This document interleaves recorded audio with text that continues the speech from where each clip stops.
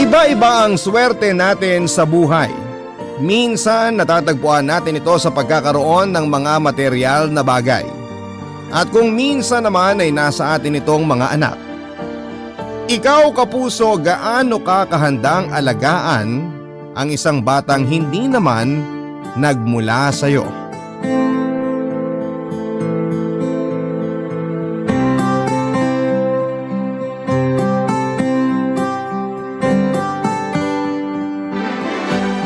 Dear Papa Dudut,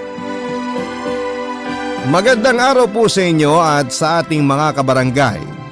Ako po si Bettina, 63 years old, taga Laguna, at noong araw ay nagtatrabaho po ako bilang isang lisensyadong midwife. Pero sa kasalukuyan ay nasa bahay na lamang po ako habang nagbabantay sa munti naming tindahan ng mga anak kong sina Joaquin at Janine, kasama ang maliit kong apo sa aking panganay. Kaya nga hindi nyo rin ako masisisi kung marami po talaga akong oras na makinig ng radyo, lalo na nitong pandemic. Na siya namang dahilan para madiskubre ko po ang programa ninyo tuwing tanghalian na Barangay Love Stories.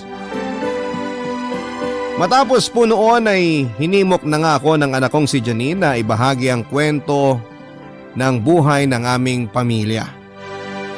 Bagay na sinang-ayunan ko rin naman dahil nga nami-miss ko na rin ang pagsusulat ko katulad noong nasa high school pa lamang ako. Papa Dudut, meron po akong mister si Marcelito na namatay ng ilang taon matapos makagraduate ang bunso namin. Isa po siyang public school teacher at nagkakilala kami sa outreach ng isang NGO kung saan ay regular kaming nagvo-volunteer. Mabait, magalang at mapagmahal sa mga bata ang namayapa kong sposo. Kaya nga hindi katakataka na kaagad niyang nahuli ang kiliti ko.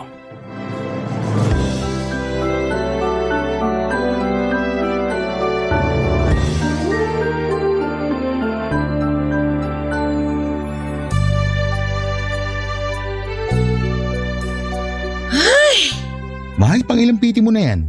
Pangatlo? Pangapat? Pang-apat na. Kaso pare-pareho pa rin ang resulta. Negative. Ano bang sabi ko sa'yo? Di ba ayos lang naman kahit wala pa rin? Paano naging ayos ang lahat? Samantalang ilang beses na rin naman tayong sumubok.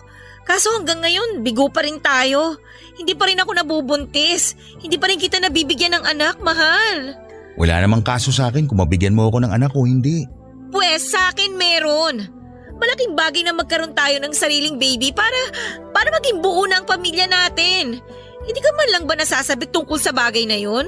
Yung co-teachers mo may 2 o higit pang mga anak. Samantalang ikaw, tayo, kahit man lang isa, wala. Nakakainis naman kasing matres to. Ano bang silbi nito kung hindi rin pala kaya magdalang tao?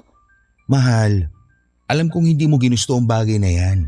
Kaya hindi mo rin dapat sinisisi ang sarili mo. Sinabi mo na sa lahi nyo rin ang hirap sa pagbubuntis, hindi ba? At tanggap ko kung sakali mangyari rin sa atin ang pinagdaanan ng ibang mong tiyahin at pinsan. Pero kahit na, alam mo ba kung gano'n na-frustrate yung mga tiyahin ko nung hindi man lang sila mabuntis? Yung iba pa nga sa kanila, hiniwalayan ng mga asawa nila eh. Kung iniisip mo na iiwan kita dahil lang wala tayong sariling anak, nagkakamali ka, mahal. Nasasabi mo lang yan kasi naaawa ka sa akin. Alam ko, mahal, kung gaano mo ka gustong magkaroon din ng sariling anak. Kitang-kita ko yung pagmamahal mo sa mga estudyante mo na para bang ikaw yung tatay nila. Alam ko rin na palaging sumasagi sa isip mo na ano kaya ang pakiramdam kung meron kang anak, di ba? Ganon din yung nararamdaman ko. Yun bang tipong umaapaw sa kaligayahan ng puso ko kapag matagumpay kong natutulungang magsilang ng kanilang sanggol yung mga pasyente? Tapos pagdating sa akin, ganito? Ay, naniniwala pa rin ako na may dahilan ng Diyos kung bakit natin pinagdadaanan to. Siguro para mas maging matatag ang pagsasama natin bilang mag-asawa. Saka sino ba kasi ang may sabi sa'yo na hindi buo ang munti nating pamilya porke wala tayong anak? Mahal, hindi ang bagay na yun na magiging sukatan para masabi na buo o hindi ang isang pamilya. Naiintindihan ko naman ang ibig mong sabihin. Maniwala ka. Tsaka sinusubukan ko namang wag mag-isip ng negatibo eh. At hindi pa rin naman ako nawawala ng pag-asa. Siguro may mga pagkakataon lang talagang tulad nito. Alam mo yan, mahal, hindi ako palaging matatag. Kaya nga malaking bagay na nananatili kang malakas kapag saktong ako naman yung nagkataong mahina at may pinagdadaanan. Ganun naman talaga ang mag-asawa, di ba? Sa hirap at ginhawa, sa kasiyahan at sa kalungkutan. Basta mahal, palagi mong tandaan, nandito lang ako sa tabi mo. Palagi mo kong isama sa mga pinagdadaanan mo sa buhay. Dahil hindi mo lang yan laban. Laban nating dalawa yan. Sa ngayon, may mga bagay na hindi natin kayang kontrolin. At ang tanging magagawa lang natin ay magtiwala sa Diyos. Naniniwala naman ako na may mas maganda siyang plano para sa atin. Siguro nga tama ka, mahal. Ipagpasa Diyos na lang natin ang lahat. Kaya huwag ka na masyado mag-isip dyan. Halika, balita ko may magandang pelikula ngayon. Panoorin natin para naman malibang ka. Ay nako, alam na alam mo talaga ang mga hilig ko. Pero mukhang tama ka naman sa mga sinabi mo. Pipilitin kong wag nang mag-isip ng hindi maganda. Ganyan nga, mahal. Magagandang bagay na lang ang isipin mo. Saka itong gwapong mukha ko na lang ang isip-isipin mo para sumaya ang tunay. Che!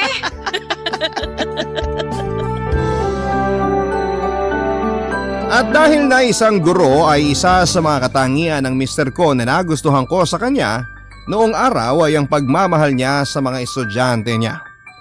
Magiliw din siyang tao at malumanay manalita. Kaya nga hindi katakataka na siya ang isa sa mga pinaka-paboritong teacher ng klase niya. Ako naman bilang isang midwife ay saksi ako sa kasiyahang na idudulot ng isang sanggol sa mga magulang nito matapos nga nitong isilang sa mundo. Kaya malaking dagok sa aming mag-asawa ang hindi pagkakaroon ng sarili naming anak. Bilang isang kabataan noon, kinalakhan ko na ang importansya ng pagkakaroon ng anak ng isang mag-asawa. Malimit ko ngang marinig noon na kinakaawaan ng mga matatanda sa amin ng isang babae lalo na kung wala itong kakayahang bigyan ng anak ang asawa niya. Aaminin ko na dumaan po ako sa ganong bagabag, Papa Dudut. At nang malapit na ako mawala ng pag-asa ay saka naman nagkaroon kami ng seryoso at malalim na pag-uusap ni Marcelito tungkol sa pag-aampon.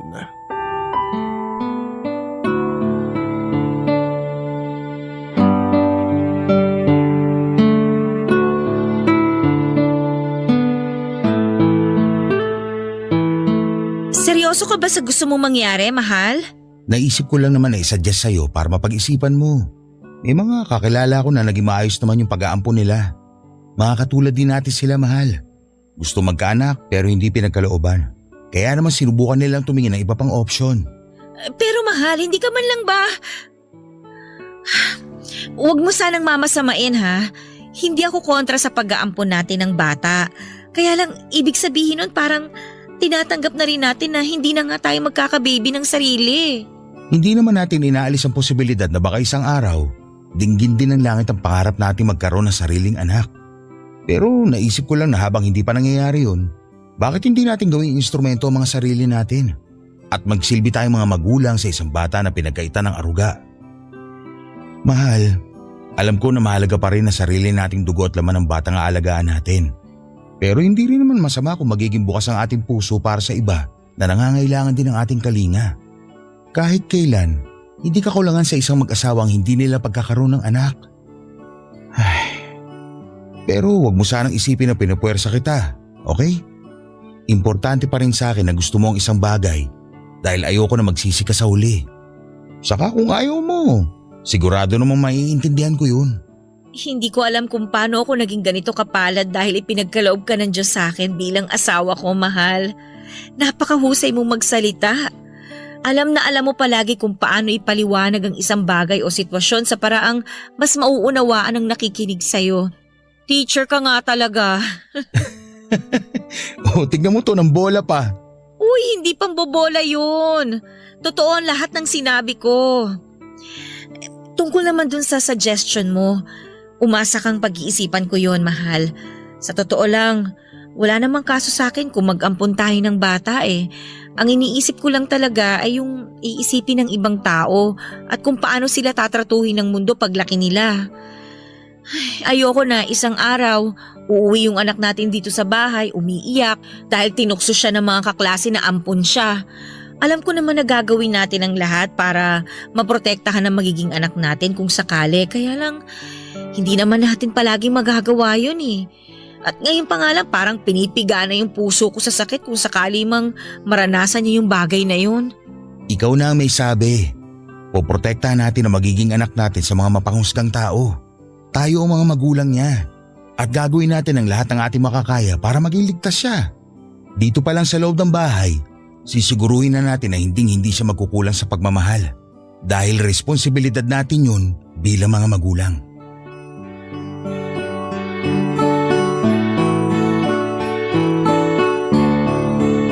Hindi pa gaanong kamoderno ang panahon namin para matanggap ng karamihan ang konsepto ng pag-aampon, Papa Dudut.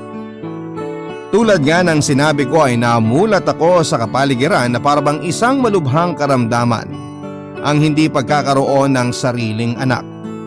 Yun bang nagmula sa iyo at dugo ninyong mismo mag-asawa ang dapat na nananalaytay sa mga ugat nito? Kaya nga aaminin ko na nag-aalinlangan din ako noong una tungkol sa suhestyon ni Marcelito na kung hindi kami biyayaan ng sarili naming anak ay mag-ampon na lamang kami. Maraming bata ang ipinapanganak ng walang kinikilalang magulang at marami ring mga magulang na tulad namin na naghihintay na magkaroon ng anak. Minsan hindi talaga patas ang mundo at hindi kaagad ibinibigay ng langit ang bagay na gusto natin. Kaya nga imbes na magtampo at isipin na galit sa atin ang Diyos, bakit hindi natin subukang yakapin at tanggapin ang ating sitwasyon? Bagay na ginawa nga namin ni Marcelito kaya buong puso at magkasama naming itinuloy ang plano namin na pag-aampon ng bata. Ang mga kwento ng pag-ibig, kwento ng buhay at kwento ng pag-asa. Nasa Spotify na! Barangay Love Stories. Pakinggan kahit kailan, kahit saan. Barangay Love Stories sa Spotify. Kinig na, kabarangay! Merong kakilala at kaibigan si Marcelito sa orphanage na minsan na niyang tinuruan sa Maynila, Papa Dudut. Kaya nga hindi na rin kami nahirapan pang iproseso ang mga papeles na kinakailangan para maging legal ang aming pag-aampon. Hindi nagtagal ay dumating na nga sa aming dalawa ang batang si Joaquin. Hindi namin kilala ang mga magulang niya pero pinangako namin ng mister ko na mamahalin namin siya at ituturing na parang tunay na anak. Malaking bagay ang pagdating ni Joaquin sa buhay namin ni Marcelito dahil tinuruan niya kami kung paano maging isang magulang. Kaya nga hindi na rin po kami noon nagdalawang isip pa na mag-ampun ulit ng isa pang batang babae na pinangalanan naming Janine. Papa Dudut lumaking masunuring bata, mahilig sa libro at sa pagsusulat at mahusay makipagtalastasan ang panganay namin ni Marcelito. Samantalang kinakita naman namin ang hilig sa pag-arte, pagtugtog ng piano at galing sa pagkanta ang bunso naming si Janine. Magkasundo rin po silang magkapatid at bibihirang mag-away kahit na noong maliit pa lamang sila. Pero syempre hindi palagi mabuti ang panahon. Nang magkaedad kasi ang mga anak namin ay nagsimula na nilang questionin ang tungkol sa konsepto ng pag-aampon. Dahil nga simulat sa pool ay hindi naman sekreto sa lugar namin na hindi namin sila tunay na mga anak at bilang mga magulang nila. Unti-unti namin itong ipinaliwanag at pinaintindi sa kanila, Papa Dudut.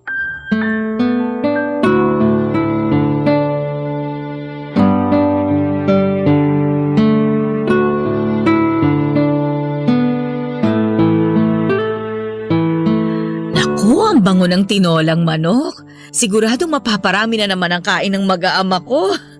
Mahal, kakain na. Tawagin mo na ang mga anak natin dahil baka lumamig pa tong sabaw. Sige mahal. Mga anak, kakain na tayo dali. Nagluto na masarap ang mama nyo.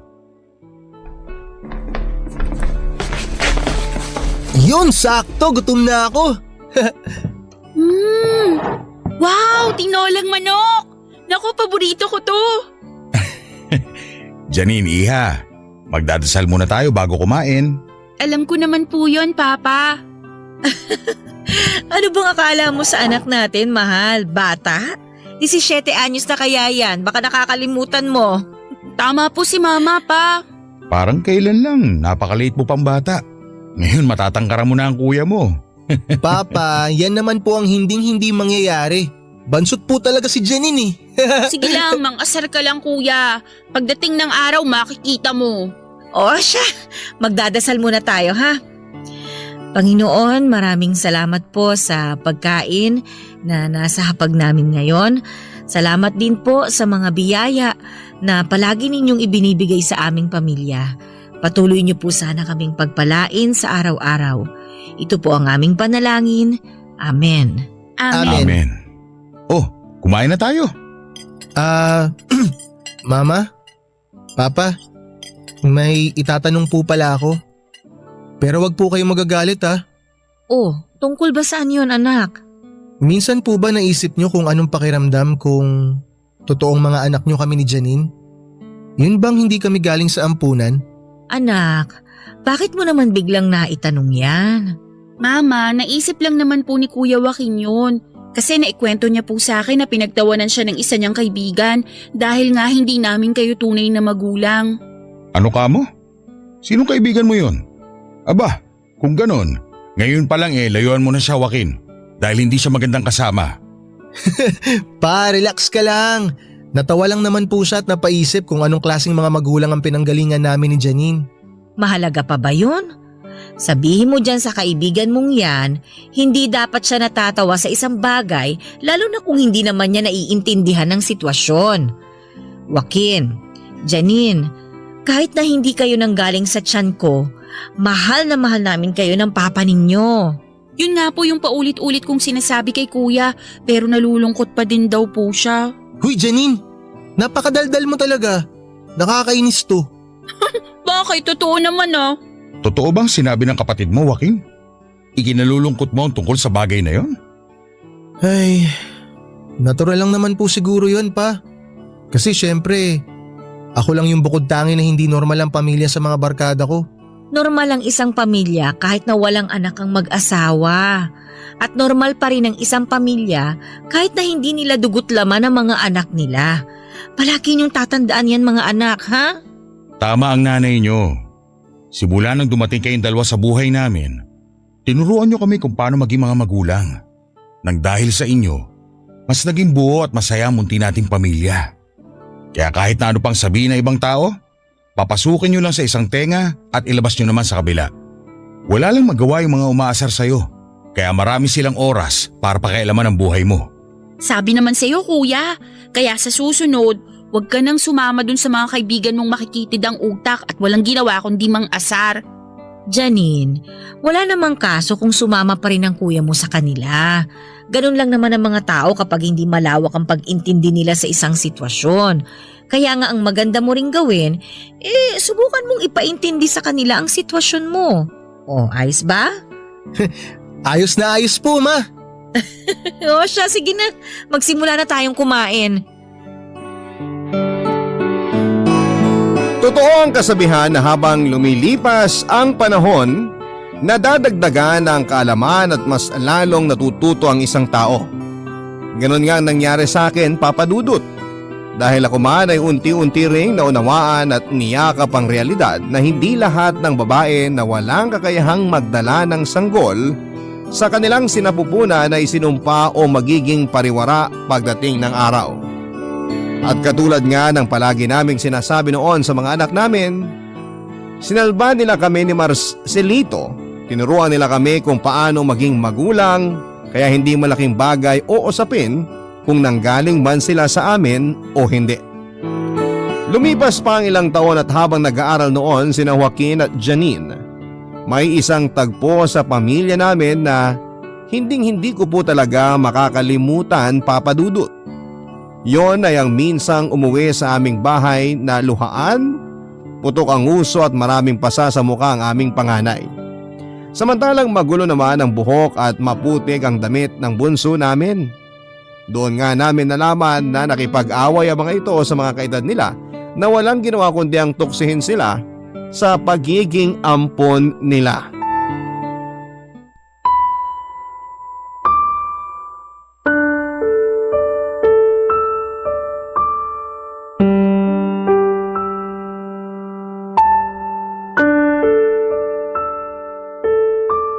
Anong sinabi ko tungkol sa pakikipag-away, Joaquin? Tingnan mo, pumutok tuloy ang uso mo. Lagyan mo nga yan ng yelo para hindi masyado mamaga. At ikaw naman, Janine, bakit ganyan ang itsura mo? Huwag mo sabihin na nakipag-away ka rin katulad ng kuya mo. Ang bihira naman kayo, oo. Ano na lang ang sasabihin ng papa ninyo pagdating niya rito? Ma, sila naman po kasi ang nauna eh. Gumanti lang po kami ni Janine. At dinamay mo pa talaga ang kapatid mo, Joaquin? Nag-iisip ka ba? Wala naman pong masamang nangyari sa akin, Ma. Nasubsob lang ako nung tinulak ako pero nakatayo naman po ako kaagad. Tapos ayun, nasuntok ko sa mukha yung nanulak sa akin. Ano? Sinuntok mo? Hindi ka dapat nananakit ng kapwa mo! Tapos babae ka pa! Ano na lang ang iisipin ng ibang tao sa'yo? Na basagulero ka? Kayo ng kuya Joaquin mo? Ay, Mama, hindi po ba kayo nakikinig kay Kuya? Sila ang nauna. Palagi na lang nila kaming pinagtatawanan kapag dumadaan kami doon sa tapat ng tindahan ni na Aling Sonia. Tapos inaasar nila kami at pinaparinggan na ampon. Pinagpapasensyahan lang namin sila ni Kuya. Isang beses pa nga sinubukan naming makipagkaibigan sa kanila. Kaya lang ang yayabang talaga nila at nagsisiga-sigaan pa. Nakakapiko na po kasi sila, Ma eh. Pinagsasalitaan nila kami ng hindi magaganda ni Janine. Kung ano-anong masasamang bagay ang sinasabi nila porque hindi nyo kami tunay na anak ni Papa. Maniwala po kayo sa akin, Ma. Sinubukan po talaga namin silang kaibiganin. Pinakisamahan din namin sila. Pero wala po eh. Hindi pa rin po sila tumigil sa pang-iinsulto sa amin. Akala mo kung sino mga perpekto. Oo nga, mga tunay nga silang anak ng mga magulang nila pero sakit naman sila sa ulo. Tama si Kuya, Mama. Pero mali pa rin na gumanti kayo dahil lang sinaktan nila kayo. Sana umiwas na lang kayo, hindi yung ganyan. Tingnan nyo, ang dudungis ninyo. May mga sugat at pasapa kayo. Mga anak naman. Sorry po, Ma. Alam ko po na nag-aalala kayo sa amin ni Janine kaya po kayo nagkakaganyan. Ay, kung tutuusin, tama naman po kayo sa sinabi nyo. Na sana imbis na pumatol, umiwas na lang po kami. Hindi natin mapipigilan anuman ang isipin ng ibang tao, lalo na sa inyo. Ang tanging magagawa lang natin, kontrolin ang nararamdaman natin. Kung hindi naman kapaki-pakinabang ang mga sinasabi nila, ay huwag nyo na lang pakinggan. Ay, alam ko na mahirap at may mga pagkakataon talaga na mapipikon kayo. Pero kayo lang din ang talo sa huli kapag pinatulan ninyo yun. Mabuti pang umiwas na lang kayo. Ayoko nakikita kayo na nagkakaganyan.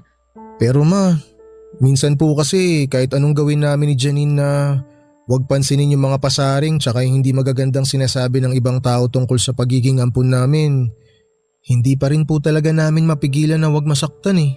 Marami na rin akong hindi nakasundo sa mga dati kong kaibigan dahil inaasar nila ako na baka raw pag nagka-baby ako, ipaampon ko rin. Kaya para hindi na lumaki pa yung gulo, ako na lang ang umiwas sa kanila. Tandaan ninyo, hindi sila Diyos para idikta kung ano ang mangyayari sa buhay ninyo sa hinaharap. At maling-mali na hinuhusgahan nila kayo ng dahil lang sa mga bagay na hindi nyo naman kontrolado na mangyari. Kahit kailan, hindi sa pagiging magkadugo na susukat ang pagiging pamilya. Mga anak, alam ko na malupit ang mundo sa labas ng bahay natin at walang kaso sa akin kung paminsan-minsan maaapektuhan kayo. Kahit nangako kami ng papa ninyo noon na poprotektahan namin kayo, darating pa rin talaga ang pagkakataon na katulad nito. Pero palagi nyo pa ring isipin na kahit na anong sama ng turing sa inyo ng ibang tao, palagi pa ring mananaig ang pagmamahal namin sa inyo. Kaya bukas na bukas din ha, samahan ninyo ako sa mga nakaaway ninyo para naman makausap ko ng masinsira ng mga magulang nila. Ma, hindi nyo na po kailangan gawin yun. Oo nga, Ma. Baka kasi mapaaway lang kayo. Sino may sabi sa inyo na makikipag-away ako? Hindi dahas ang palaging solusyon sa kahit na anong sitwasyon. Kakausapin ko lang naman sila. Ang kailangan lang nilang gawin ay makinig. Siyempre masakit para sa aking malaman na pinagsasalitaan ng masama ng ibang tao ang mga anak ko tungkol sa bagay na hindi naman nila ginusto at kontrolado. Kaya nga matapos ang pag-uusap naming yon ay niyakap ko ng mahigpit ang mga anak ko at pinangako sa kanila na wala ng sino man sa mundo ang maaaring humusga at manakit sa kanila.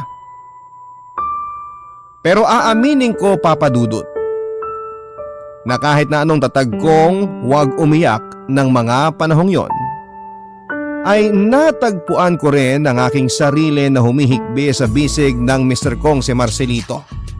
Matapos ko ngang ikwento sa kanyang nangyari, ay doon na rin bumalik ang lahat ng masasakit naming pinagdaanan sa ibang mga nakakakilala sa amin simula pa lang nang hindi ko na nga mabigyan ng anak ang asawa ko ng mga panahong yon, Papa Dudut. Ang mga kwento ng pag-ibig, kwento ng buhay at kwento ng pag-asa. Nasa Spotify na, Barangay Love Stories. Pakinggan kahit kailan, kahit saan. Barangay Love Stories sa Spotify. Kinig na, kabarangay! At dahil nga sa pagbubuklod-buklod ng aming pamilya at namayaning pagmamahalan sa aming sambahayan, dumating din ang araw na hindi na naging malaking bagay sa amin ang usapin tungkol sa hindi namin kadugo ang mga anak namin. Sabi nga nila ay nagpapatuloy ang buhay at ikot ng mundo anuman ang mangyari. At ganoon na nga ang ginawa namin hanggang sa dumating yung araw na nakapagtapos ng pag-aaral si Joaquin. Tulad ng kanyang ama, pagtuturo din ang kursong kinuha ng aming panganay. At kahit na pinaghahandaan pa lamang niya ang pagkuha niya ng lisensya ay sobrang proud na talaga kami sa kanya. Kaya lang ng taon ding yon ay tinamaan ng malaking karamdaman ng aking asawa, Papa Dudut. Nagsimula lang yon sa panghihina niya isang araw at nang dalhin namin siya sa doktor ay nadiskubre naming may sakit na pala siya sa bato. Yun din ang dahilan kung bakit mas maraming araw na nananatili lang si Marcelito sa bahay kesa pumasok sa paaralan para makapagturo.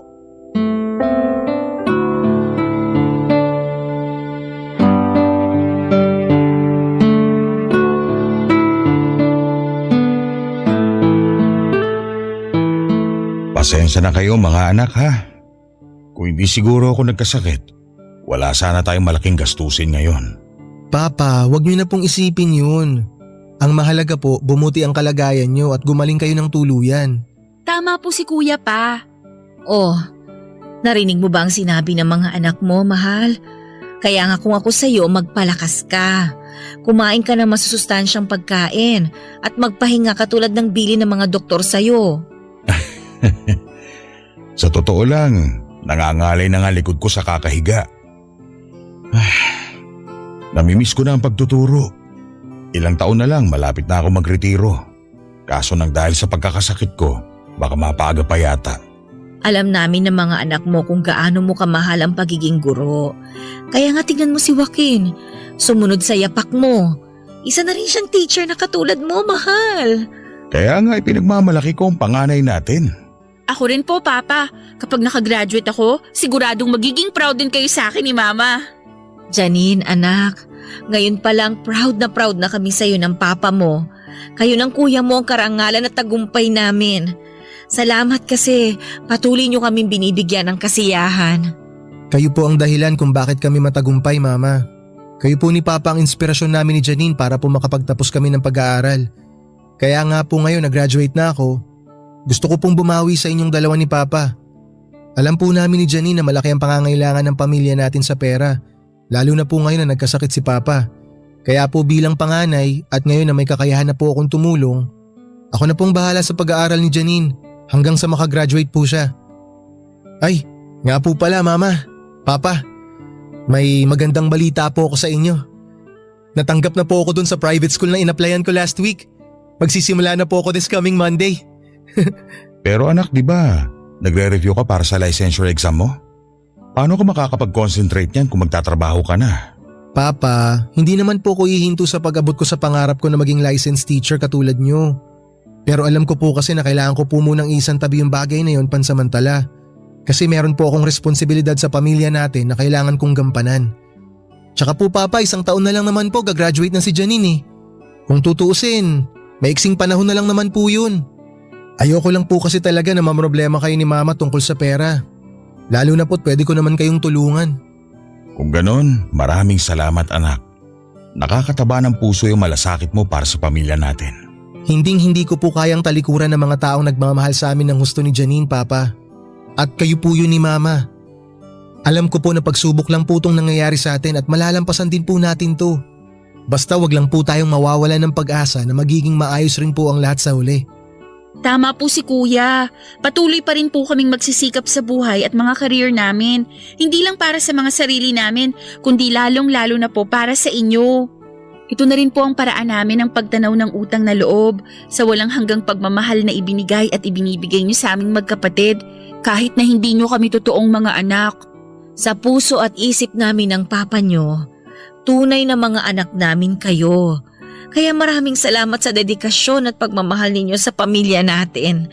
Wala kaming ibang hangad, kundi ang patuloy ninyong pagtatagumpay sa buhay, mga anak. Nasa 3 taon na sa kolehiyo sa kursong filmmaking ang bunso naming si Janine. At habang nalalapit na ang kanyang pagtatapos, mas lumaki naman ang aming mga gastos. Nagsimula na rin noong magdialysis si Marcelito kaya naman dumating sa punto na nasa ed ang ipon namin.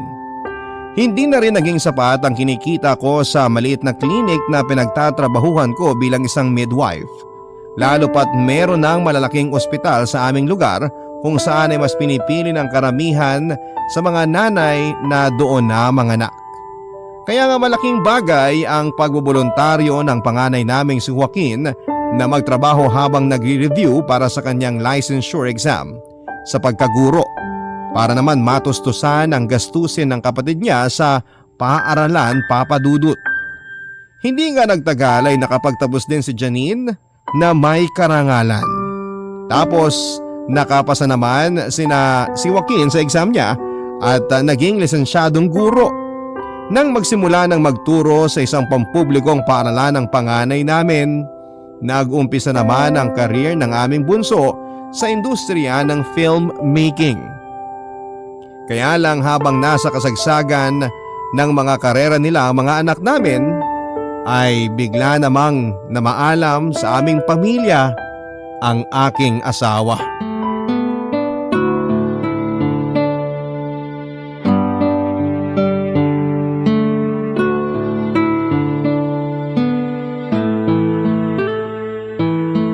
Mga anak, pwede ba nating puntahan ang puntod ng papa ninyo bukas? Malapit na kasi ang birthday niya. Baka magtampo yun dahil hindi na natin nadadalaw. Tatapat kasi ng weekday yung mismong birthday ng papa ninyo. At sigurado na may pasok kayo noon. Kaya naisip ko na bukas na lang natin siya dalawin dahil linggo. Sakto wala kayong pasok. Wala pong problema Ma kung sa mismong birthday po ni Papa tayo dadalaw sa kanya. Nakapag-leave naman na po ako sa trabaho sa eksaktong petsa ng birthday ni Papa. Pero kung gusto niyo pa rin pong pumunta bukas, pwede rin naman po. Ako rin po Ma, nakalive na sa trabaho sa birthday ni Papa. Alam po namin ni Kuya na miss nyo na si Papa. Kami rin po Ma, miss na namin siya.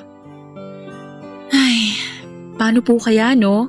Kung hanggang ngayon buhay pa rin si Papa at magkakasama pa rin tayo? Nako, sigurado na lalong ikagagalak ng puso ni Marcelito na makitang nagtatagumpay kayong magkapatid sa buhay ninyo. Pero kahit na wala na siya ngayon, alam ko, nararamdaman ko na masayang masaya siya. Mahal na mahal namin kayo ni Janine, Ma. Naging mabuting huwaran po kayong dalawa ni Papa sa buhay namin. Salamat po sa pagmamahal ninyo sa amin, Ma.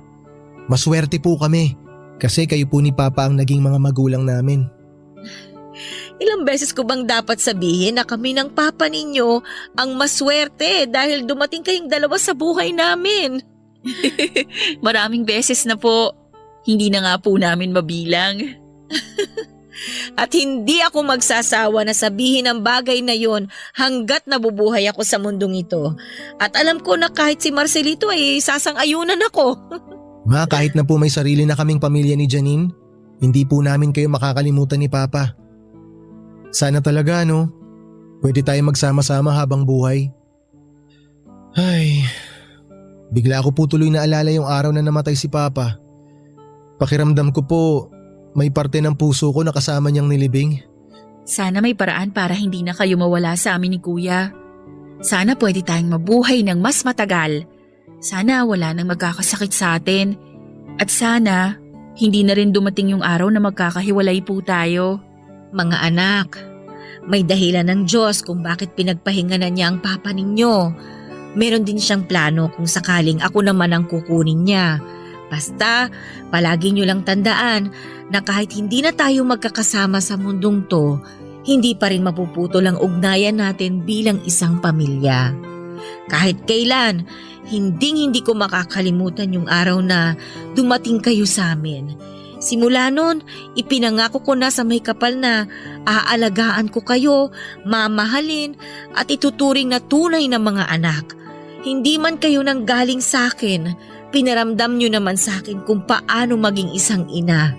At sapat na ang bagay na yon para mag-umapaw sa labis na kasiyahan ng puso ko. Mahal na mahal ko kayo mga anak. Mas mahal po namin kayo, Ma. Payakap nga po. Nakakamiss naman po maglambing sa inyo, Ma. Uy, ako rin! Isali niyo ako sa yakapan na yan! Naku, mga anak ko ang lalaki na. Parang nung araw pareho pa kayong bansot. Ang alam ko po si Janine lang ang bansot sa amin eh. Excuse me, Kuya. Mas matangkad na ako sa'yo ngayon ng 1 inch.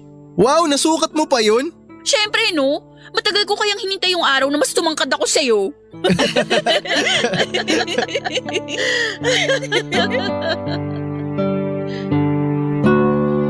Malakas ang paniniwala ko na kung nasaan man ngayon ang Mr. ko ay masayang-masaya siya sa mga achievements sa buhay ni Joaquin at Janine. Bilang magulang, malaking bagay yon sapagkat ang tagumpay ng mga anak natin ay tagumpay na rin natin. Papa Dudut, maraming itinuro sa akin ang buhay na ito na talaga namang nais kong ibahagi sa mga kapwa ko mga magulang. Tulad ng habang bata pa ay hubugin natin sa kabutihang asal ang mga anak natin upang lumaki sila na nalalaman ang tama at mali. Ituro rin natin sa kanila na maging bukas at malawak ang pag-iisip, lalong-lalo na sa mga sitwasyon na wala na sa atin ang kontrol. At higit sa lahat ay punuin natin ang pagmamahala ng ating sambahayan upang maipasa nila ito sa susunod na henerasyon. Maraming salamat po. Sakaling mapili po ninyong itampok sa Barangay Love Stories ang sulat ko at malaking bagay po para sa aming pamilya na maibahagi sa iba ang storya ng buhay namin. Lalo na sa mga tao na may kapareho naming sitwasyon. Ang inyong forever kapuso at kabarangay, Bitina. Barangay Love Stories.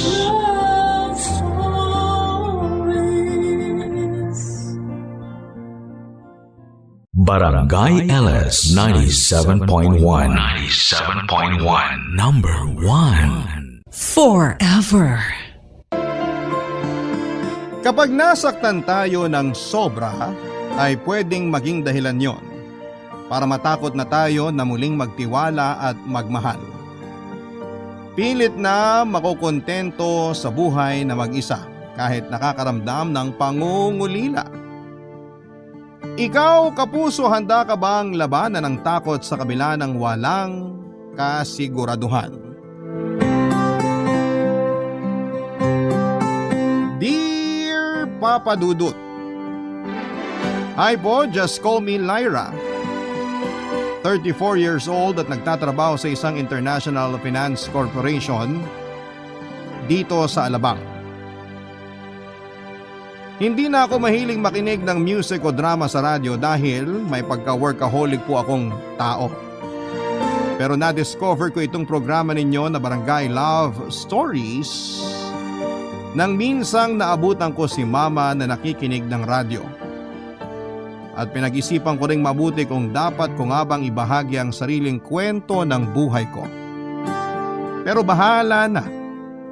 Kung swertehin man na mapili at mabasa itong sulat ko ay sana ay makapag-iwan po ito ng aral sa inyo. Papa Dudut, 4 kaming magkakapatid at ako ang panganay. Mula na maghiwalay ang mga magulang ko noong nasa college ako na ang tumayong breadwinner sa pamilya.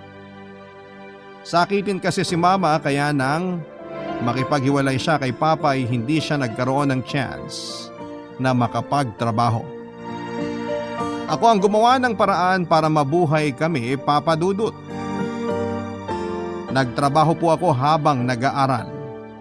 Mabuti na nga lang at medyo matalino ako kasi may scholarship ako noong college.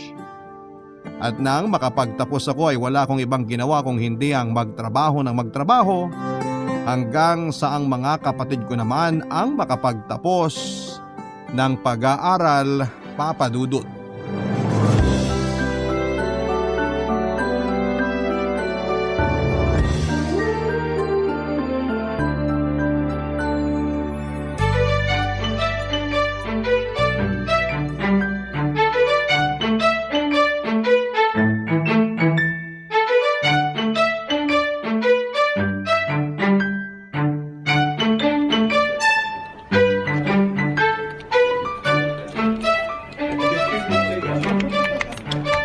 Uy, Lyra, bakit hindi ka pa nag-aayos ng gamit mo? Hindi pa kasi ako tapos dito sa report na ino-audit ko. Tapos na yung shift natin kaya pwedeng sa Monday mo na lang tapusin yan. Halika na, ayusin mo na yung gamit mo. Naka-overtime ako ngayon, Karil. Ano? Friday na Friday tapos naka-overtime ka pa rin? Ano naman? Wala naman kasi akong ibang planong gawin ngayon. Well, may plano kami ng ibang office mates natin na gumimik. Kaya ang mabuti pa, i-cancel mo na yung overtime mo at sumama ka na lang sa amin. Tinatamad ako, kayo na lang. Tinatamad kang gumimik pero sa overtime sinisipag ka? Ganun talaga. Sayang kasi hindi naman sila palagi nagpapa-overtime dito sa office. Kaya sinasamantala ko na. Ay nako, kaya hindi ka nagkakajowa kasi masyado kang workaholic. Sino ba kasing may sabi na gusto ko magka-jowa? Talaga? Ayaw mo pang magka-jowa? Kahit pa si Rhea naman ligaw sa'yo? O bakit naman nadamay siya sa usapan? Kasi napaka-obvious na may gusto siya sa'yo. Nako, wala ka lang maasar sa akin kaya pati siya dinadamay mo. Basta ayoko magka-jowa, okay? Dagdag problema lang yun sa buhay. Nakaka-stress kaya ang may karelasyon kasi parang palaging limited ang mga kilos nating babae. Kailangan na i-consult pa natin sa kanila yung mga bagay na gusto nating gawin. Kaya madalas, nakakasakal din sila. Uy, hindi ah. Yung ibang jowa naman, hindi nakaka-stress na karelasyon. Lalo na kapag marunong kayong mag-give and take pagdating sa desisyon. Parang yung boyfriend ko, palagi siyang sweet sa akin, saka sinusuportahan niya lahat ng gusto kong gawin. Hindi siya nakakasakal pero nakakabusog siyang magmahal. Yak! Ang corny naman nun. Hoy, grabe ka ha? Wala ka lang love life kaya hindi mo ma-appreciate yung sinasabi ko. Pero hindi ka ba talaga sasama? Kasi naghihintay na sa akin sa labas yung ibang office mate natin. Hindi na. Kailangan ko pang tapusin yung mga ino-audit ko. Naka-assign na sa pangalan ko kaya kailangan ko na talagang gawin. Sure ka na talaga? 100%? Wala nang bawian? Oo nga. Mag-enjoy na lang kayo dun sa pupuntahan nyo. Okay, sige. Bye! Bye! Ingat kayo. Enjoy! Ay, kulit talaga nun ni Karil kahit kailan. Parang gusto ko ng kape ah. Hi Lyra. Oh, Ryan! Hindi ka pa pala umuwi. Oo, naka-overtime din ako eh. Eto, kape oh. Nung makita ko na nandito ka pa sa station mo, ikinuha na kita sa vending machine. Wow, sakto! Tatayo na nga sana ako para kumuha ng kape. Thank you ah. You're welcome. Parang kinukulit ka na naman ni Karil kanina. Oo, niyayaya niya ako na sumama sa gimmick nila. Alam naman niyang hindi ako mahilig gumimik pero kinukulit pa rin talaga ako. Ikaw, bakit ka naka-overtime Friday ngayon? Ang dami ko pa rin kasing kailangan tapusin. Pwede mo naman sigurong balikan sa Monday yun. Hindi ka ba niyaya ni na Karil kanina na sumama sa kanila? Kanina pa nila ako sinabihan, pero nagpas ako agad. Kasi hindi rin naman ako mahilig gumimik kagaya nila. Talaga? Oo, bakit? Mukha ba akong gimikero o tambay sa mga bar? Hindi naman. Akala ko lang kasi kagaya ka ng ibang kaopisina natin na kapag Friday, palagi nagmamadaling matapos ang trabaho para makapag-happy hour na. Anyway, salamat ulit dito sa kape ha. Balikan ko muna tong ginagawa ko para matapos na rin ako. Papadudot 5 taon na ako sa kumpanyang pinagtatrabahuhan ko nang makilala ko ang kaopisina naming si Ray Andrew o Rayan for short. Ako ang nag-train sa kanya pagdating sa mga task na kailangan niyang gawin. Pero may pagka-suplada kasi ako, kaya hindi rin kaagad kami naging close. Kinausap ko lamang siya pagdating sa trabaho, pero kapag walang kinalaman doon ay hindi ko na siya kinikibo pa. Ganon din naman ako sa ibang kaopisina ko, kaya ilan lang din ang mga kaklose ko.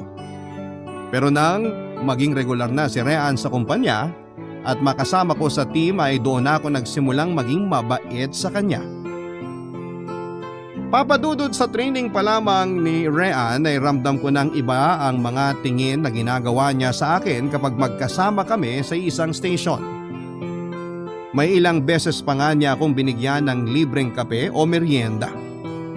Bilang pasasalamat daw sa pagtitrain ko sa kanya.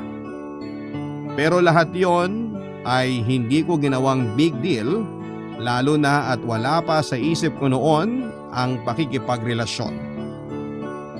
Gwapo naman si Rayan, matangkad siya, maputi tapos maganda pa ang biceps na bakat kapag nakasuot siya ng fitted na t-shirt o kaya ay polo shirt.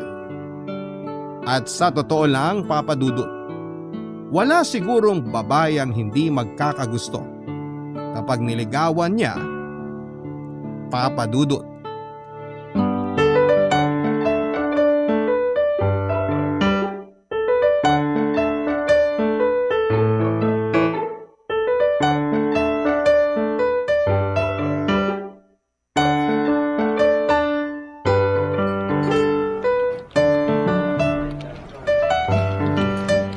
Uy, Lyra, anong balita sa'yo? Wala namang bago, ganun pa rin. We, walang bago? Oo nga. Ano bang dapat kong isagot sa tanong mo? Kung kayo na ni Rayan. Saan naman galing yan? Eh di sa ibang kaopisina natin. Pero teka nga, mamaya ka na mag-type dyan. Naka-coffee break ka, di ba? Tapos nagpapaka-busy ka pa rin dyan sa trabaho. Wala naman kasi akong ibang gagawin. Mamaya mo na nga ituloy yan, magpahinga ka naman kahit konti. Hi Lyra, coffee break mo na di ba? Oo, ikaw din ba? Oo, eto nga pala. Kinuha kita ng kape sa kamamon. Lapag ko na sa mesa mo ha. Uy, grabe, thank you. Palagi ka na lang may pamerienda sa akin. Alam ko kasi na hindi ka naman aalis dito sa station mo kahit coffee break mo eh. Isa lang ba yung dala mo, Rayan? Oo, pasensya na. Hindi ko kasi alam na nandito ka sa station ni Lyra. Gusto mo ba ikuwaran kita sa vending machine? Ay naku, hindi na. Nakakahiya naman kung babalik ka pa sa pantry para ikuha ako ng merienda. Eh hindi mo naman ako girlfriend. Uy, Karil! Ano ba yung sinasabi mo? Ay, sorry. Hindi pa ba kayo magjowa? Akala ko kasi kayo na. Nako, hindi pa. Hindi pa. So malapit na. Karil, puro kalokohan na naman yan lumalabas sa bibig mo. Hindi naman kalokohan yun. Nagtatanong lang ako kasi curious nga. Balik na muna siguro ako sa station ko, Lyra. May gagawin pa rin kasi ako eh. O sige, thank you ulit dito sa merienda. Wala yun. Sige, balik na muna ako sa station ko ha. Bye Lyra. Bye! Sige Karil. See you! So ano? Naliligaw na nga si Rayan? Bet mo na? Mahal mo na? Grabe, lakas makatito boy ng mga tanong mo ah. Sabi ko nga kanina, curious lang ako. Kaya sana sagutin mo na ng diretso para hindi ka na masyadong pinagchichismisan dito sa office natin. Hindi ko boyfriend si Rayan, okay? Pero nanliligaw na siya. Hindi? Eh bakit parang hindi ka naman sigurado? Ewan ko. May mga sweet gesture kasi siya na hindi ko alam kung bibigyan ko na ba ng meaning o ano. Kung kami nga ng mga kaopisina yung dalawa, binibigyan na ng ibig sabihin ng mga ginagawa ni Rayan eh. Siyempre dapat ikaw rin. Girl, Trainee pa lang yang si Rean. Alam na ng lahat dito na may crush siya sa'yo.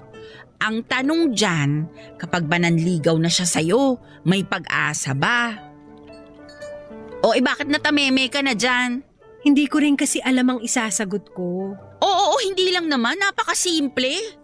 Saka Lyra, wala na sa kalendaryong edad mo. Hihintayin mo pa bang bumingo card ka bago ka pumasok sa isang relasyon? Ay, ewan ko. Ano ba kasing pumipigil sa'yo? Yung totoo, kwento mo na sa akin para naman mag-gets kita. Natatakot lang kasi ako. Natatakot ka saan? Natatakot akong pumasok sa relasyon. Tapos magaya lang din ako kay mama na ilang beses hinayaan ang sarili niyang masaktan nang dahil lang sa pagmamahal niya kay papa noon. Natatakot akong magmahal at masaktan lang sa huli. Kaya hanggat pwede pinipigilan kong sarili ko. Alam mo, parte ng buhay ang masaktan. Kaya dapat ano man ang mangyari, handa kang sumaya o mabigo. Kasi ang mahalaga naman doon, sinubukan mo at wala kang pinalampas. Habang tumatagal, Papa Dudut, ay mas nararamdaman ko yung mga ginagawang espesyal ni Rean para sa akin. Lalo na nga nang medyo maging close na kaming dalawa, Papa Dudut. Mas napapadalas ang pagbibigay niya ng kape sa akin, lalo na at alam niyang mahilig ako sa kape.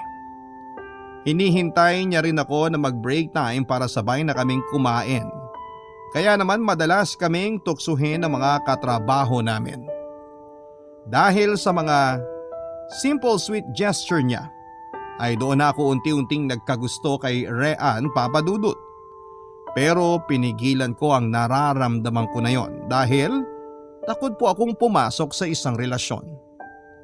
Takot ako na magtiwala at magmahal ng lalaki. Tapos magagaya lamang ako sa mama ko na ilang beses sinaktan ni Papa. Battered wife kasi si Mama. Saksi ako kung paano siya murahin at saktan ni Papa physically, lalo na kapag nakakainom po ito ng alak. Kung hindi pa mao-ospital si Mama ay hindi siya tuluyang makikipaghiwalay kay Papa. Dahil ako ang panganay, ako ang nakasaksi sa lahat, Papa Dudut. At nadala ko ang takot na magtiwala sa mga lalaki hanggang tumanda na nga ako, Papa Dudut. Barangay Love Stories. Barangay Love Stories. Minsan nagkasakit ako at ilang araw na hindi nakapasok, Papa Dudut. Dinalaw ako ni Rean sa bahay na may dalang mga prutas. Doon siya nakilala ni Mama at nakakwentuhan. Doon na nga rin siya nag-dinner at nang makaalis siya ng bahay ay kinausap ako ni Mama tungkol kay Rean. Tinanong niya kung nanliligaw daw ba ito sa akin at sinabi ko naman na hindi. Mabait daw na lalaki si Rean at kahit saglit lang silang nagkausap ay naramdaman niya raw ang sincerity nito. Sinabi ko na wala pa sa isipan ko ang pakikipagrelasyon at tinanong ni Mama kung si Papa raw ba ang kadahilanan. Kung yung takot ko raw ba dahil sa nasaksihan ko na relasyon at pagsasama nila ang pumipigil sa akin na magtiwala at magmahal. Hindi kaagad ako nakasagot pero sa huli inamin ko na oo, yon ang dahilan. Pinayuhan ako ni Mama na sana'y huwag ko nang dalhin ang takot na yon, Papa Dudut. Lalo na at nagkaayos na sila ni Papa. Hindi man sila nagkabalikan ay nagkaroon naman daw sila ng maayos na closure. Napatawad na ni Mama si Papa. Kaya sana raw ay maging ganun din ako, Papa Dudut. May mga oras naman na nagkikita kami ni Papa ilang taon pagkatapos nilang maghiwalay ni Mama. Dinadalaw niya kami sa bahay ng mga kapatid ko pero hindi na ako naging close pa sa kanya. Iba kasi ang takot na iniwan niya sa akin, Papa Dudut. Naging civil na lamang ang pakikitungo ko sa kanya. Nang lumalim pa ang friendship namin ni Rean at nauwi na nga sa panliligaw niya ay nakwento ko na rin sa kanya ang tungkol sa trauma ko sa pagsasama ng mga magulang ko. At nangako siya na kahit kailan ay hindi mauuwi sa ganon ang magiging relasyon namin kung magkataon, Papa Dudut.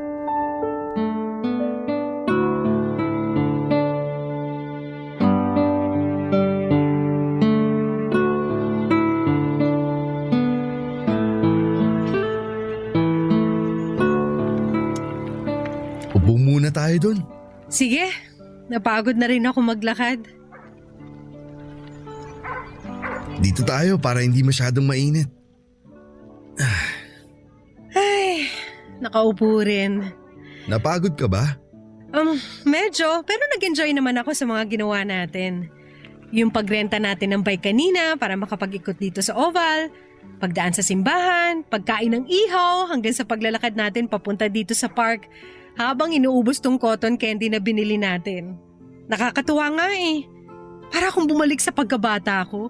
Ikaw naman kasi, puro ka trabaho. Yun lang kasi ang alam kong gawin mula nung maging breadwinner ako ng pamilya namin. Pero di ba tapos na rin namang mag-aral yung mga kapatid mo? Oo, yung sumunod nga sa akin may asawa at isang anak na. Buti hindi ka kinukulit sa inyo na alam mo na, mag-asawa, ganun. Palagi nila akong kinukulit, lalo na kapag may family gathering kami. Sa side kasi ni Mama, ako yung pinakapanganay na apo. Kaya palagi akong hinahanapan ng boyfriend kapag nakikita ako ni Lola. Pareho pala tayo. Kasi palagi rin ako tinutokso kapag may family gathering kami. Ang tagal ko na raw kasing walang pinapakilala na girlfriend sa kanila. At excited na raw sila sa magiging apo nila sa akin. Wala pa nga akong asawa tapos hahanapan kaagad ako ng apo. Ganun talagang matatanda. Gusto nila makita na ang magiging apo nila habang malakas pa sila. Lyra, may tanong lang ako. Ano yun? Nararamdaman mo ba na gusto kita? Nasamit naman ako dito sa cotton candy na kinakain ko. Buti na lang mabilis matunaw sa bibig. Naku, sorry. Nabigla ba kita? Etong buko juice oh. Sige, akin na. Salamat. Ano nga ulit yung tanong mo? Kung nararamdaman mo na gusto kita. Oo. Kasi hindi mo naman siguro ako yayayain na lumabas tayo kung hindi mo ako gusto. So, ibig sabihin ba ng pagsama mo sa akin ngayon, gusto mo rin ako? Uy, grabe. Masyadong assuming ah. Hindi ba pwedeng gusto ko lang ding lumabas at mag-enjoy kasi matagal-tagal ko na rin hindi nagagawa to? Nagbibiro lang naman ako. Pero thank you kasi binigyan mo ako ng time ngayon. Kahit alam ko na hindi ka mahilig mamasyal, nandito ka. Sinamahan mo ako. Masaya ka rin namang kasama at kausap. Pero hindi ibig sabihin nun may gusto na ako sa'yo ah. Alam ko, hindi rin naman ako nagmamadali. Gusto ko rin na mas makilala natin ang isa't isa para maramdaman mo na seryoso ako sa'yo. Lyra, hindi to pambobola ha. Unang beses pa lang kita makita. Kahit sinusupladahan mo ako nun, alam ko na gusto na kita. Rean, sa totoo lang, hindi ko alam ang isasagot ko sa'yo. Siguro kasi bago sa akin lahat to eh. Nakwento ko naman na dati na hindi pa ako nagkaka-boyfriend. Kaya hindi ko alam kung hanggang kailan ka maghihintay para maging handa ako. Okay lang, naiintindihan ko. Basta ang mahalaga, gagawin ko lahat para mapatunayan sa'yo at sa mga taong nakapaligid sa'yo na seryoso talaga ako sa nararamdaman ko para sa'yo, Lyra. Papadudot, habang mas nakikilala ko si Rean ay mas nararamdaman ko ang sincerity niya. Hindi lang kasi ako ang niligawan niya kung hindi pati na ang buong pamilya ko. Kapag walang pasok sa trabaho ay pumupunta siya sa bahay para makipagkwentuhan kay mama o makipagbanding sa mga kapatid ko. Madalas din na may dala na siyang pagkain o sa mismong kusina namin siya nagluluto. Tuwang-tuwa nga si mama kasi nakakapag-bonding sila sa kusina.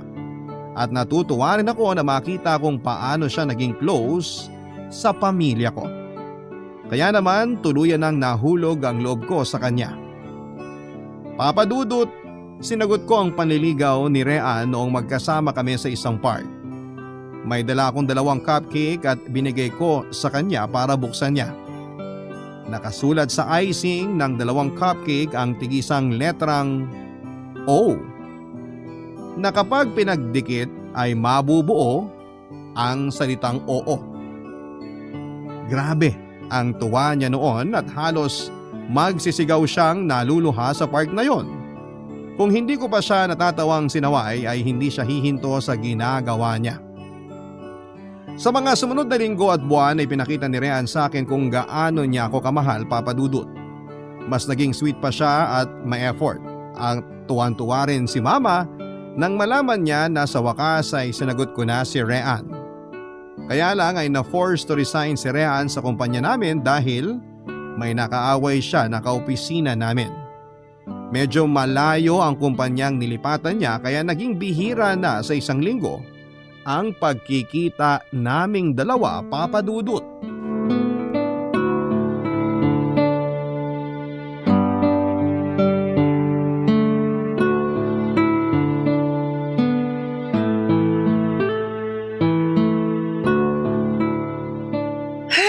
Nakauwi rin sa wakas. Grabe ang traffic. Asan ba yung susi ko?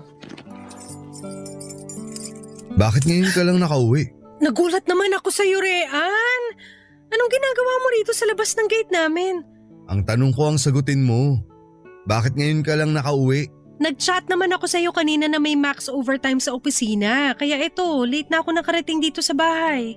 Bakit hindi ka na nagre-reply sa mga text ko? Na-empty bat na kasi cellphone ko at wala rin akong dalang charger. Hindi ka man lang nanghiram kay Karilo sa ibang kaopisina mo? Busy kaming lahat doon kanina kasi nga tinatapos namin mga trabaho kaya wala na akong oras para manghiram ng charger. May oras ka na makipaglandian sa iba pero yung mag-effort na ma-replyan ako, wala. Ano ba sinasabi mo, Rean? Tama talaga siguro yung hinala ko na kaya nawawalan ka na ng oras sa akin kasi may iba ka nang nilalandi. Saan mo ba napulot yung mga sinasabi mo? Walang ganon! Busy lang ako buong araw sa trabaho kaya hindi kita masyadong nare-replyan. Bakit ba ganyan ka mag-isip sa akin? Kasi alam ko ang takbo ng utak niyo mga babae. Malingat lang kami na boyfriend niyo, gagawa na kayo agad ng kalokohan. Ganyan ba talaga kababang tingin mo sa akin? Grabe ka naman pala mag-isip. Alam mo, mabuti pa umuwi ka na kasi gusto ko na rin magpahinga. Sandali lang! Kinakausap pa kita eh! Aray, Rean! Bastos ka! Nasasaktan ako, ano ba? Pagod ako! 4 na oras ako nag-overtime sa trabaho tapos pag-iisipan mo pa ako ng ganyan? Paano hindi ako mag-iisip ng kung ano? Ang simple-simple mag-reply pero di mo nagawa. Hindi lang ako nagka-reply, nagagalit ka kaagad! Ano ba klaseng relasyon to? 24/7 na dapat updated tayo sa isa't isa? Kung ganun ang setup ang gusto mo, pues sorry pero hindi ko kaya! Umuwi ka na dahil gusto ko na talaga magpahinga! Bitawan mo sabi ako eh! Ayan. Lyra, sorry. Hindi ko sinasadya. Namiss lang naman kita. Kaya nga ganito ako ngayon. Sorry na. Sorry talaga. Gusto ko na magpahinga. Papasok na ako sa loob. Lyra, please. Patawarin mo na ako. Ayokong matapos ang gabing to na hindi tayo nagkakaayos. Alam ko naman na mali ako kaya nagsusorry na ako ngayon. Ano bang gusto mong gawin ko? Lumuhod dito sa harap mo? Umiyak? Magmakaawa sa'yo? Ano? Sabihin mo sa akin, gagawin ko. Patawarin mo lang ako, please. Ito, luluhod na ako. Sige na. Tumayo ka na dyan. Okay na tayo. Talaga? Pinapatawad mo na ako? Oo. Sorry talaga, Lyra. Sorry kung nasaktan kita. Hindi na mauulit yun. Promise. Sige. Gusto mo bang pumasok sa loob para magkape saglit? Pero di ba pagod ka at gusto mo na magpahinga? Ayos lang naman sa akin. Para at least makapagkwentuhan tayo saglit bago ako matulog. Ano, tara? O sige, ako na magbubukas ng gate. Papadudot nang maging kami ni Rean ay napansin ko na mabilis palang uminit ang ulo niya sa maliliit na bagay. Kaya siya napaaway sa isang kaopisina namin kasi nakita niya na natapunan nito ng kape ang bag ko. Nagsorry naman yung kaopisina naming lalaki pero kwenelyuhan pa rin siya ni Rean. Hindi pa doon natapos ang gulo at nagawa siyang suntukin ni Rean. Dahilan para mapatawag silang pareho sa HR office. Nag-file ng complaint ang kaopisina namin at binigyan na lamang ng opsyon si Rean na mag-resign para hindi siya magkaroon ng masamang record sa kumpanya. Papadudot na kasanayan ko nang madalas kaming magkasama ni Rean. Lalo na nga at mahigit 1 taon kaming naging magkatrabaho. Kaya naman nang malipad siya ng ibang kumpanya ay nami-miss ko yung mga oras na magkasama kaming magla-lunch break, magkakape o lalabas ng opisina. Mula din noon ay madalas na ang pagtawag at pagte-text niya sa akin.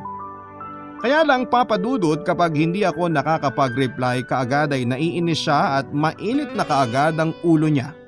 Kapag nagkataong sinagot ko naman ang tawag niya ay siguradong magkakagulo na, papadudot. Barangay Love Stories. Barangay Love Stories.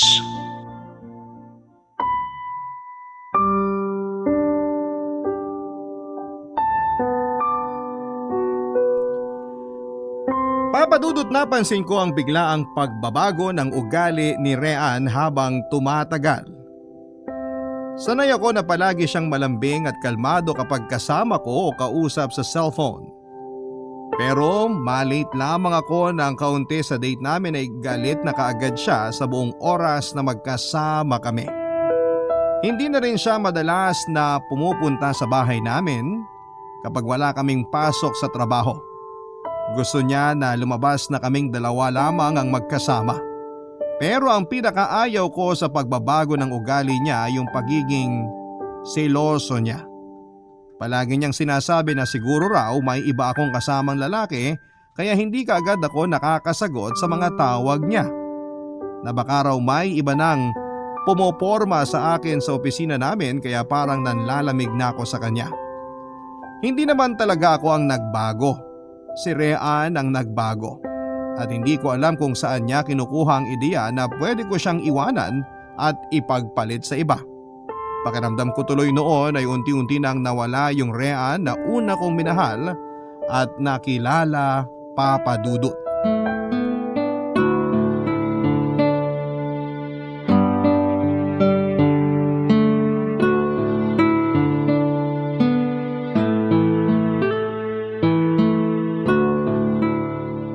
Tapos ka na mag-lunch? Oo, nandito na ako sa station ko. Ano nang ginagawa mo ngayon? Nakaupo lang habang kausap ka. Hindi nakabukas Facebook mo sa computer mo? Hindi kasi alam mo naman na bawal yung dito sa opisina. Marami namang gumagawa nun kahit alam nilang bawal eh. Hindi ako ganon at alam mo yon. Kapag bawal dito sa opisina, hindi ko talaga ginagawa. Okay, fine. Huwag ka na magalit. Nagtatanong lang naman ako. Alam ko naman kasi kung saan papunta yung tinatanong mo. Wala akong ibang kinakausap o chinachat na lalaki kung yun ang nasa isip mo, okay? Wala akong sinasabing ganyan. Pero yun ang nasa isip mo. Hindi ah. Ay, o sige na. Babalik na rin ako sa loob ng office kasi matatapos na rin lunch break ko. Marami pa akong tatapusing trabaho. Okay, sige. I love you. I love you too.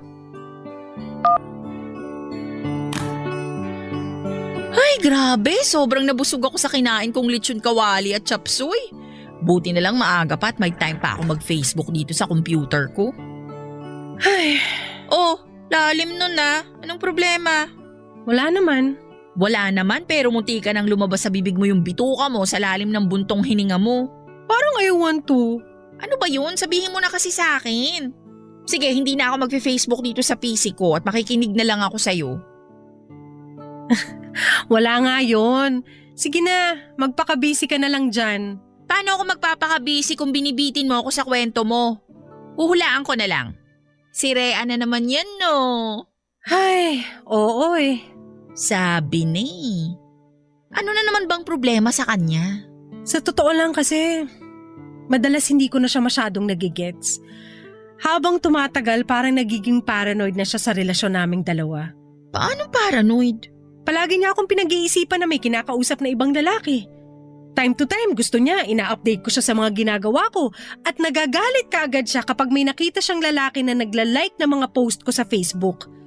Ang masama pa doon, ako yung inaaway niya. Never ka namang nagloko sa relasyon ninyo? Bakit siya nag-iisip ng ganyan? Hindi ko nga alam kung saan niya hinuhugot yung mga pinag-iisip niyang yun sa akin. Kinausap mo na ba siya tungkol dyan? Oo, ilang beses na. Ilang beses na nga rin kami nag-away pero sa huli, siya rin naman na nagsosorry. Okay lang naman sa akin kasi alam mo naman na mabilis ako magpatawad. Ang ayoko lang kasi, yung paulit-ulit na nangyayari sa relasyon naming dalawa. Mahal mo pa ba siya? Oo naman, mahal ko pa si Rean. Hindi ko naman pilit na ayusin ang relasyon namin kung hindi ko na siya mahal. Pero nahihirapan ka na, di ba? Ay, Lyra, ikaw na ang nagsabi noon na ayaw mong maging kagaya ng mama mo na minsang nagpakamartir sa pagmamahal. Hindi ko naman pinapayo na hiwalayan mo na si Rean. Pero pag-isipan mo sanang mabuti yung mga desisyon na ginagawa mo.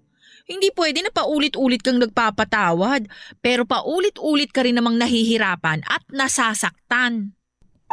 Papadudot, nung una akala ko ay naninibago lamang si Rean sa sitwasyon namin na magkaiba na kami ng kumpanyang pinagtatrabahuhan.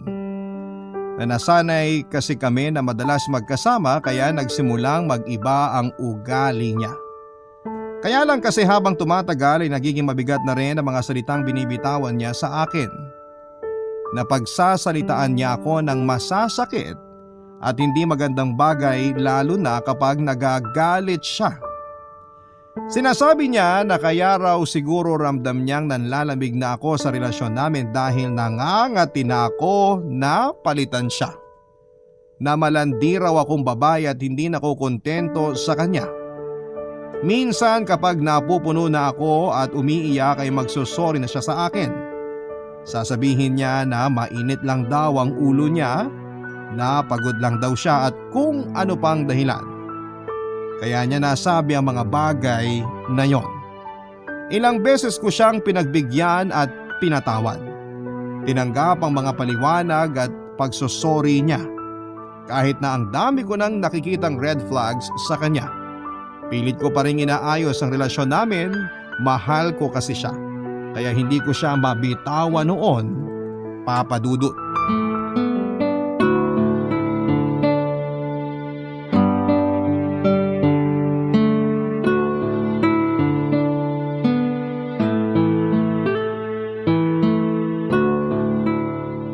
Kumusta na ang pakiramdam mo? mas okay na kaysa kahapon. Mabuti naman, kasi nag-alala ako sa ilang araw na hindi mo pagpasok sa trabaho. Akala ko nga COVID na. Buti na lang nag-negative ang antigen test ko nung isang araw. Ikaw naman kasi masyado kang babad sa trabaho eh. Ang dami rin kasi nating overtime nito mga nakaraang linggo. Tambak ang mga report na kailangang i-audit.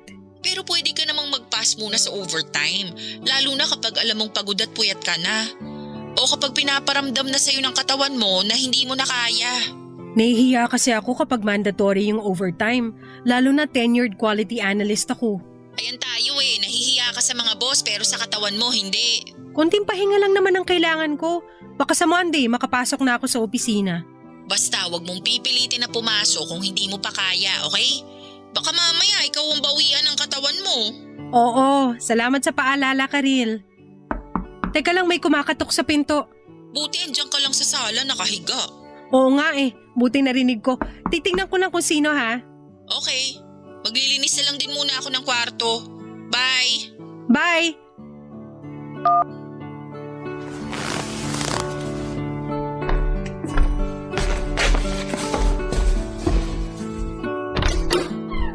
Oh, Rean, ang aga mo naman napadalaw.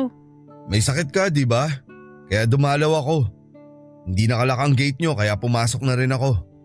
May dala nga pala akong lugaw dito. Salamat. Halika, pasok ka. Doon tayo sa dining table para malagay ko sa mangkok yung dala mong lugaw. Mas okay na ang pakiramdam ko ngayon. Hindi to COVID. Nag-negative ang result ng antigen test na ginawa sa akin nung isang araw. Kaya sa Monday, baka pwede na akong pumasok ulit sa trabaho. Tinatawagan kita kanina bago ako kumatok sa pinto nyo. Bakit hindi kita makontak? Kausap ko kasi si Karil kanina. Siya yung sumalo ng mga report na kailangan ko i-audit sa opisina. Nangumusta lang. Tapos sinabi niya rin sa akin na, Si Karil ba talaga ang kausap mo, yung bago mo? Rean! Nasasaktan ako, bitiwan mong braso ko! Sabihin mo sa akin ang totoo. Sinong kausap mo kanina? Si Karil nga! Huwag ka na nga magsinungaling sa akin. Sino ba talagang kausap mo? Sabihin mo na! Hindi ako nagsisinungaling sa'yo. Bakit ko naman gagawin yun? Kasi alam ko nakating-kati ka nang ipagpalit ako sa ibang lalaki. Rean, ayan ka na naman. Wala nga akong ibang lalaki kaya bitawan mo ng braso ko kasi nasasaktan na talaga ako. Umamin ka na, Lyra! May kausap kang ibang lalaki sa cellphone kanina kaya nung tumawag ako, busy ang line mo. Kung gusto mo, kunin mo sa salang cellphone ko. I-check mo ang call history para matahimik ka na dyan. Huwag mo akong inuuto. Sigurado ako na na-delete mo na sa phone mo yung mga tawag nyo ng lalaki mo. Doon ka naman magaling, di ba? Ang magtago ng mga kalokohan na ginagawa mo. Alam mo, Rian, pagod na ako sa'yo. Paulit-ulit ka na lang ganyan. Hindi ka ba nagsasawang pag-isipan ako ng masama kahit wala naman talaga akong maling ginagawa? Walang mali? Talaga? Eh bakit nakikipaglandian ka pa sa lalaki nag-comment sa isang picture mo? Nag-thank you lang ako kasi binati niya ako nung birthday ko. Napakakitid talaga ng utak mo. Tsaka binlock ko na yung dating kaklase ko na yun, di ba? Kasi pinablock mo na siya sa akin. O tapos ngayon, ano bang gusto mo gawin ko, ha? I-block lahat ng mga kaibigan ko sa Facebook? Huwag na ako mag-social media? Ikaw na lang ang kausapin ko kada minuto ng buhay ko? Rhea, nakakasakal ka na! Alam mo ba yan? Nakakasakal ka na! Papa Dudut, napansin din ni Mama noon ang pagbabago ni Rian. Dati kasi kapag pumupunta ito sa bahay ay palagi nagtatagal si Rian, lalo na kapag nagkwekwentuhan sila. Pero sa ilang buwan na lumipas ay halos pagbati na lang ang ginagawa nito sa kanila ng mga kapatid ko. Hindi na gusto ni Rian ang nagtatagal sa bahay namin. Minsan din ay nakita ni Mama na nagtatalo kami ni Rian sa may gate. Yun ang time na pinuntahan niya ako sa bahay para awayin. Dahil nagsiselo siya sa dati kong kaklaseng lalaki na nag-comment sa picture ko sa Facebook. Nag-thank you lang ako pagkatapos niya akong batiin ng happy birthday. Pero sinabi kaagad ni Rian na nakipaglandian ako sa lalaki na yon. Dumating pa sa point na gusto niyang i-block ko na ang lalaki hanggang sa bigla na lamang niya akong sinigawan. Doon na lumabas ng bahay si Mama para itanong kung bakit nag-aaway kaming dalawa.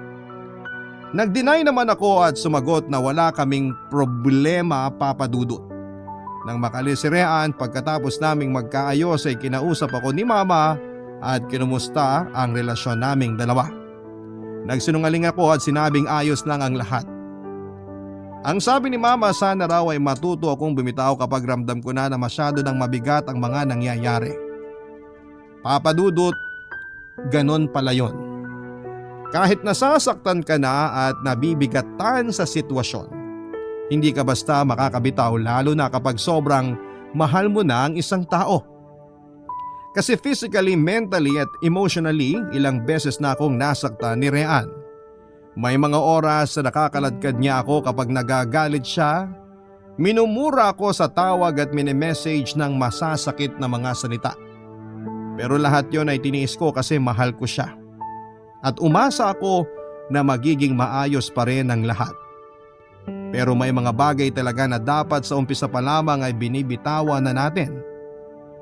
Papa Dudut, na uwi sa pisikal na sakitan ng pag-aaway namin ni Rian ng araw na yon. Naalala ko pa na sinabi ko sa kanyang nakikipaghiwalay na ako dahil pagod na ako sa ugali niya. Tinalikuran ko na siya pero bigla niyang hinablot ang buhok ko kasunod ang malakas na sampal na nagpadilim sa paningin ko. Nagising na lamang ako na nasa ospital na ako at masakit ang ulo ko. Nasa tabi ko noon si Mama na halos maiyak nang makitang gising na ako.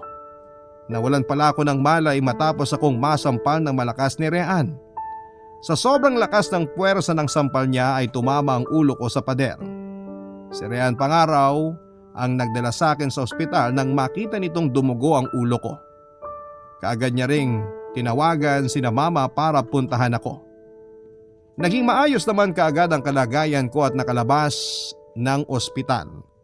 Nang makauwi ako sa bahay, nasa labas si Rian umiiyak habang humihingi ng tawad sa akin, Papa Dudut. Kinausap ko siya ng maayos kahit gusto na siyang paalisin ni na Mama.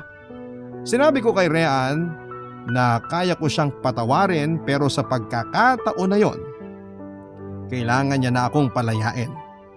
Ilang beses pa siyang nagmakaawa, umiyak at humingi ng isang pagkakataon para sa relasyon namin. Pero ayoko na. Pagod na ako.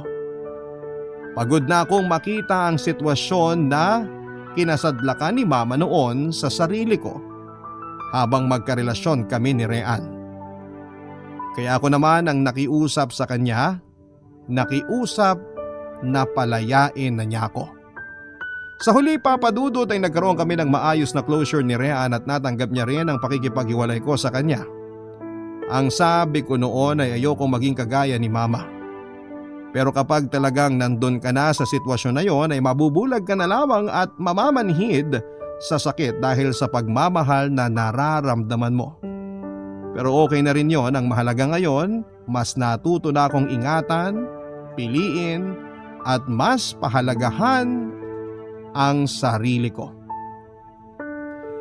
Maraming salamat po sa oras para mabasa itong sulat ko, Papa Dudut. Ang inyong forever kapuso at kabarangay, Lyra. Nagustuhan ng iyong napakinggan? Ituloy yan via live stream sa www.gmanetwork.com/radio. Barangay LS 97.1 Forever